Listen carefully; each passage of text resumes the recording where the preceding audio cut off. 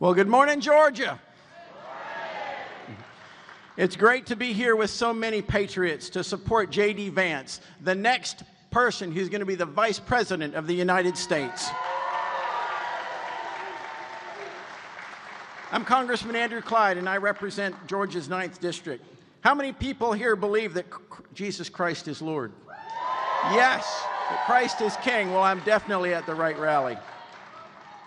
You know what they say in the South, that the South is a Bible belt, and I think that Georgia must be about the buckle of that Bible belt. In Ephesians 6:14, it talks about the belt of truth, which is part of the armor of God. And that's what truth is. It's armor, and allows us to defend against the lies of those who are evil. You know, I've seen a lot of lies in Washington, D.C., and I've seen a lot of lies on the campaign trail. They have lies coming from the left because that's all they have. They have no good policy. It's all bad policy, and they lie about it to cover it up.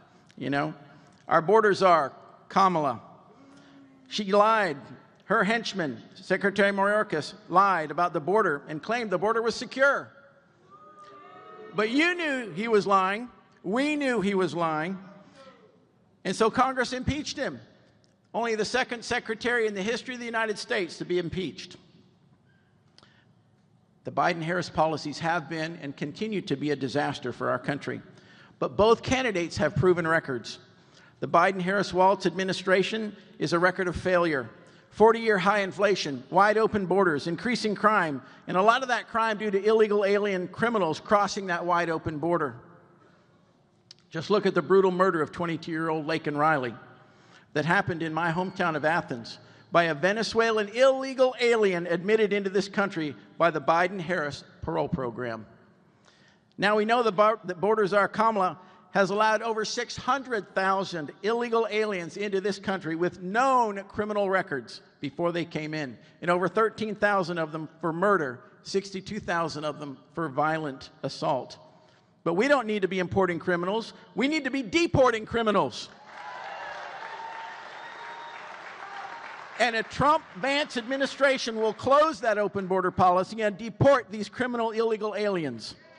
The way I see it, every alien that crosses our borders without going through a legal port of entry, who crosses our border illegally, is an illegal alien criminal.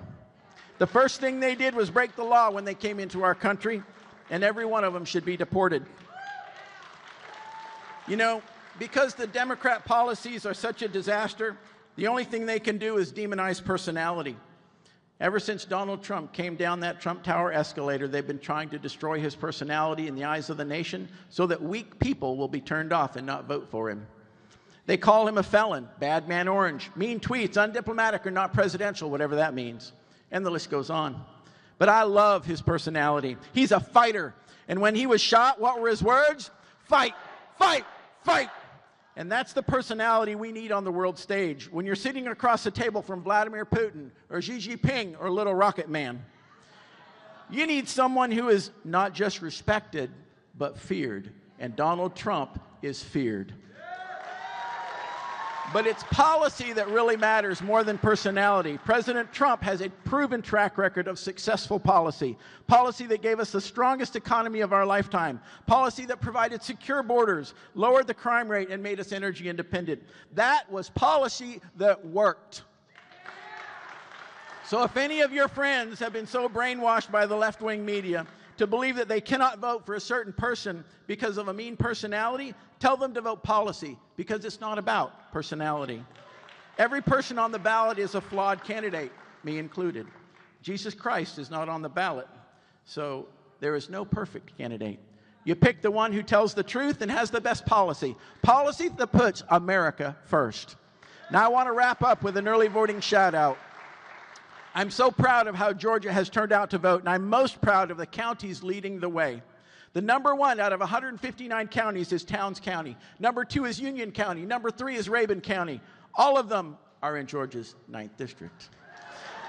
Towns County has already passed the 50% early voting mark and is leading the way by a good 5%. Is anyone out there going to give them any competition? You know, I think there should be a contest. Maybe the winning county after the election gets a visit from a very important person. What do you think of that? So to all the other counties, give them some competition, or Towns is going to walk away with being the #1 highest voting percentage county in all of Georgia.